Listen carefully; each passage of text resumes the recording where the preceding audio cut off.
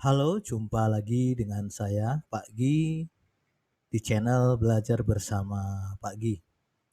Pada video kali ini, saya akan membahas tentang UTBK tahun 2025. Tetapi sebelumnya, silahkan simak video yang berikut ini. Jumpa lagi dengan saya, Pak Gi, di channel YouTube Belajar Bersama Pak Gi.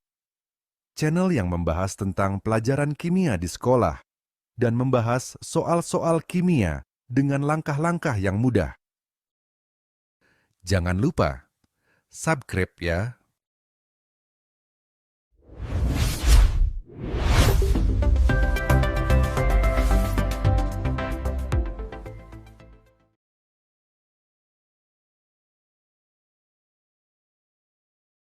UTBK 2025, Literasi Bahasa Indonesia Soal Kimia, Day 6. Bacalah informasi berikut untuk nomor 1-4. Metanal atau formaldehid adalah senyawa aldehid paling sederhana, dengan rumus CH2O. Senyawa ini memiliki massa molekul relatif 30, berbentuk gas pada suhu kamar, berbau menyengat, dan mudah larut dalam air. Formaldehid digunakan dalam industri, antara lain sebagai bahan dasar untuk menyintesis senyawa lain yang lebih kompleks. Untuk memudahkan transportasi, formaldehid seringkali diubah menjadi trioksan atau paraformaldehid, yang merupakan padatan berbentuk trimer siklik.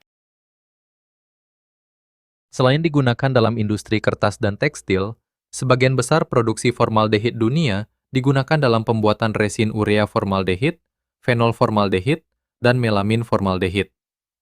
Resin-resin ini banyak digunakan sebagai lem permanen untuk mengikat butiran kayu dalam pembuatan kayu lapis dan partikel board.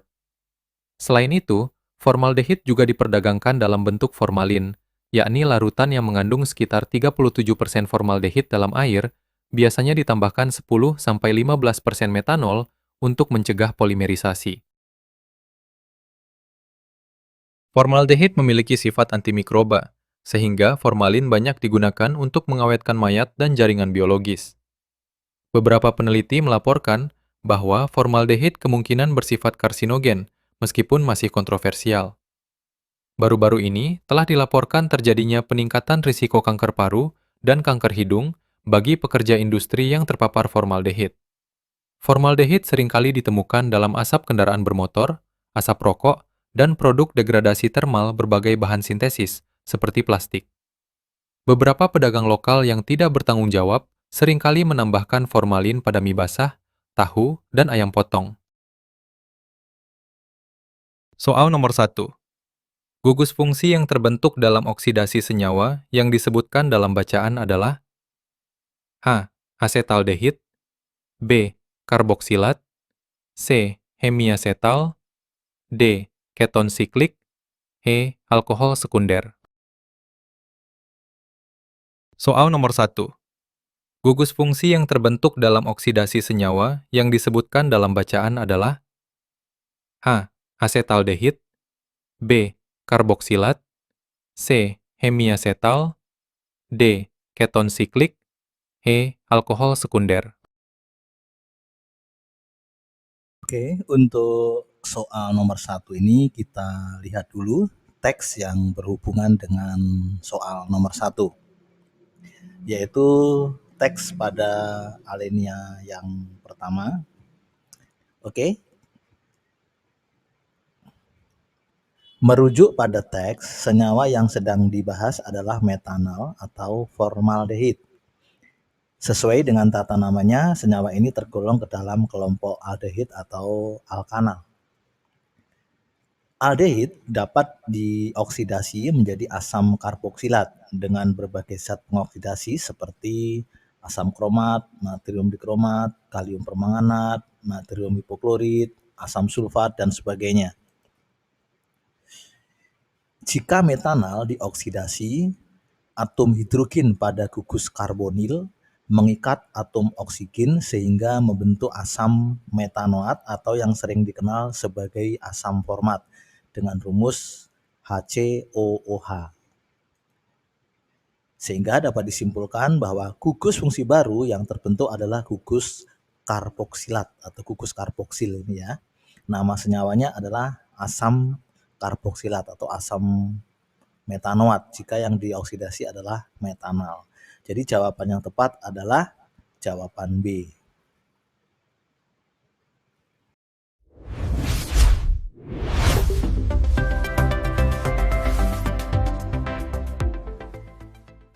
Soal nomor 2. Gas CO2 yang dihasilkan dari pembakaran 0,2 mol trioksan sebanyak H. 0,2 mol, B. 0,3 mol, C. 0,4 mol, D. 0,5 mol, E. 0,6 mol. Soal nomor 2. Gas CO2 yang dihasilkan dari pembakaran 0,2 mol trioksan sebanyak H. 0,2 mol, B. 0,3 mol, C. 0,4 mol, D. 0,5 mol, E. 0,6 mol. Untuk soal nomor 2, kita tinjau dulu teks yang berhubungan dengan soal ini, yaitu bagian yang kotak merah ini ya. Di sini ada keterangan, untuk memudahkan transportasi, formaldehid seringkali diubah menjadi trioksan atau paraformaldehid yang merupakan padatan berbentuk trimer siklik. Nah, di sini inilah teks yang mendukung pertanyaan untuk menjawab gas karbon dioksida yang dihasilkan dari pembakaran trioksan. Oke. Berdasarkan teks pada soal, trioksan secara spesifik disebutkan sebagai trimer siklik dari formaldehid atau metanal. Di trimer siklik artinya trioksan ini terdiri dari 3 subunit metanal, sehingga rumus molekulnya adalah metanal dikali 3 seperti ini ya. Jadi trioksan ini terdiri dari 3 subunit metanal gitu. Sehingga rumus molekulnya menjadi C3H6O. Nah, ini adalah rumus sikliknya. Jadi rumus lingkarnya. Jadi C3H6O3 ini stabilnya berbentuk molekul lingkar siklik seperti ini ya. Nama lainnya adalah 1,3,5 trioksana. Jadi ini nomor 1, 3,5. Jadi karbonnya ada di nomor 1,3,5 trioksana atau nama lainnya adalah 1,3,5 trioksasikloheksana. Selanjutnya, persamaan reaksi pembakarannya adalah sebagai berikut. Ini adalah reaksi setara. Kita tahu bahwa senyawa organik, yaitu senyawa yang terdiri dari karbon, hidrogen, dan oksigen ini, jika dioksidasi sempurna akan menghasilkan CO2 dan H2O. Oke, berdasarkan persamaan reaksi setara, koefisien trioksan dengan koefisien CO2 perbandingannya adalah 1:3. Artinya setiap pembakaran 1 mol trioksan akan menghasilkan 3 mol gas karbon dioksida. Jadi kalau pertanyaannya adalah 0,2 mol trioksan, maka karbon dioksida yang dihasilkan adalah 3 kali 0,2 mol sama dengan 0,6 mol. Jadi kesimpulannya bahwa gas karbon dioksida yang dihasilkan dari pembakaran 0,2 mol trioksan adalah sebanyak 0,6 mol, yaitu jawaban E.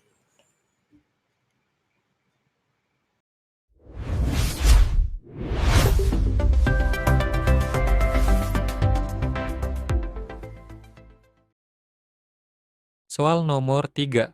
Pernyataan yang benar terkait paraformaldehid dan formaldehid adalah A.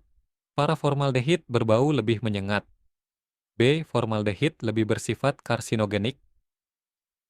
Paraformaldehid lebih mudah dioksidasi. D. Formaldehid memiliki massa molekul lebih besar. E. Paraformaldehid mengandung atom C lebih banyak.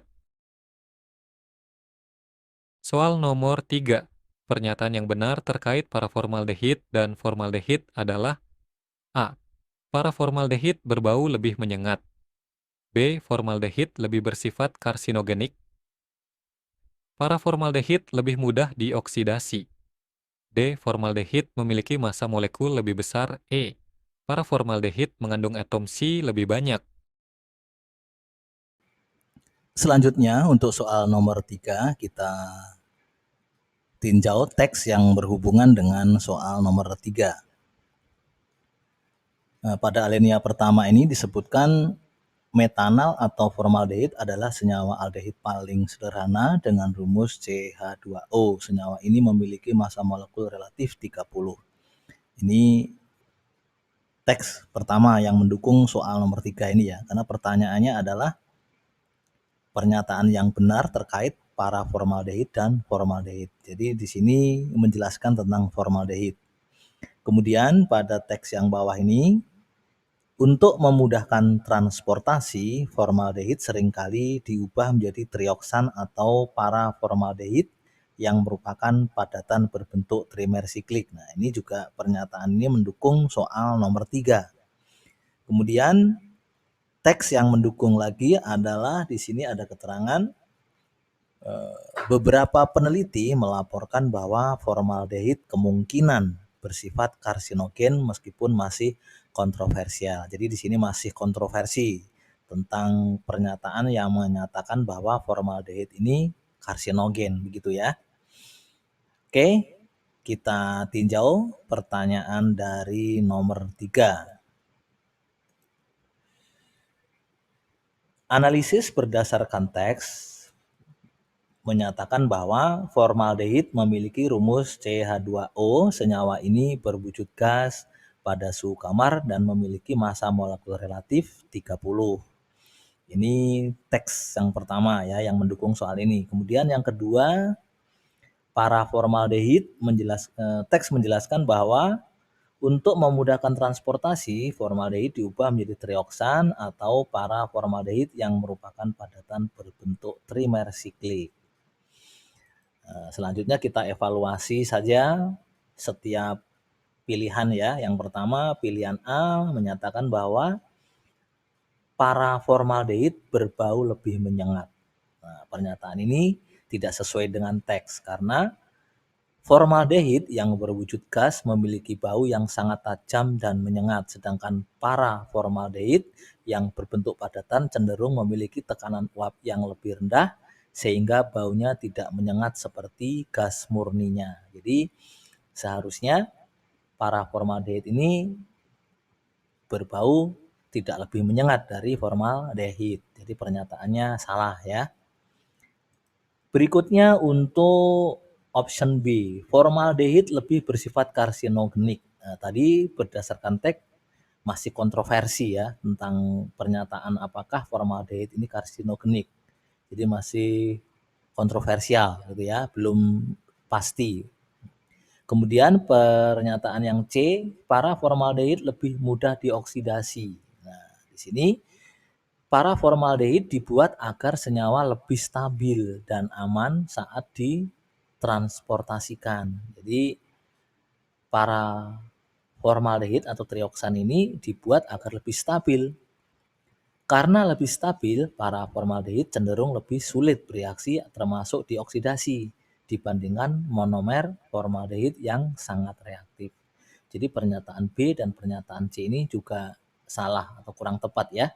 Karena yang pertama tadi karsinogenik ini masih jadi kontroversi gitu ya oleh beberapa ahli. Sedangkan paraformaldehid sulit dioksidasi karena lebih stabil dibandingkan formaldehid. Berikutnya yang D, formaldehid memiliki massa molekul lebih besar. Tentu salah ya, karena paraformaldehid merupakan gabungan dari molekul formaldehid, yaitu 3 formaldehid. Ia pasti memiliki massa molekul yang lebih besar, yaitu 90.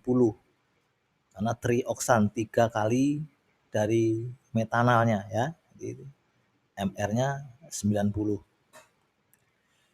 Berikutnya pernyataan E, paraformaldehid mengandung atom karbon lebih banyak. Jelas.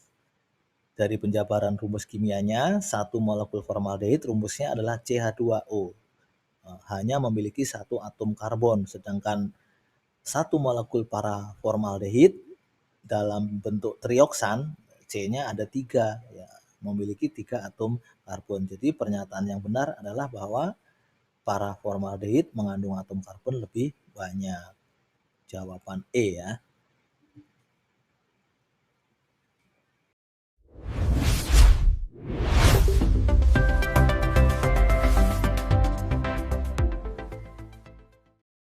Soal nomor 4. Penambahan formalin pada makanan sangat membahayakan kesehatan, tetapi ada pedagang yang melakukan hal ini dengan tujuan A. Meningkatkan cita rasa makanan. B. Menurunkan harga jual makanan. C. Mencegah lunturnya warna pada makanan. D. Memperpanjang waktu simpan makanan. E. Menambahkan tekstur kenyal pada makanan. Penambahan formalin pada makanan sangat membahayakan kesehatan, tetapi ada pedagang yang melakukan hal ini dengan tujuan A. Meningkatkan cita rasa makanan. B. Menurunkan harga jual makanan. C. Mencegah lunturnya warna pada makanan. D. Memperpanjang waktu simpan makanan. E. Menambahkan tekstur kenyal pada makanan. Untuk soal nomor 4, ini menyatakan bahwa penambahan formalin pada makanan sangat membahayakan kesehatan. Tetapi ada pedagang yang melakukan hal ini dengan tujuan apa? Oke. Nah, soal ini kira-kira berhubungan dengan teks yang mana? Oke, kita lihat di sini ya. Nah, di sini ada pernyataan formaldehid memiliki sifat antimikroba, sehingga formalin banyak digunakan untuk mengawetkan mayat dan jaringan biologis. Nah, ini ada hubungannya nih ya. Ada hubungannya dengan soal nomor 4. Oke, kita bahas. Berdasarkan teks menjelaskan bahwa secara eksplisit formaldehid memiliki sifat antimikroba, sehingga formalin banyak digunakan untuk mengawetkan mayat dan jaringan biologis. Secara logika, ketika pedagang lokal yang tidak bertanggung jawab menyalahgunakan bahan kimia ini dengan menambahkannya pada produk seperti mie basah, tahu, dan ayam potong, mereka ini memanfaatkan sifat antimikroba tersebut. Sifat ini membunuh atau menghambat pertumbuhan bakteri pembusuk, sehingga makanan yang seharusnya cepat basi menjadi awet berhari-hari. Jadi logika dari pedagang tadi, dengan menambahkan formalin ini, makanannya menjadi awet, tidak cepat busuk begitu. Tapi ini perbuatan yang tidak bertanggung jawab karena penyalahgunaan bahan kimia. Jadi kesimpulannya bahwa jawaban yang paling tepat adalah D. Jadi tujuan pedagang tadi adalah untuk memperpanjang waktu simpan makanan agar awet gitu ya, tidak cepat terkontaminasi oleh bakteri atau cepat membusuk. Begitu ya kira-kira.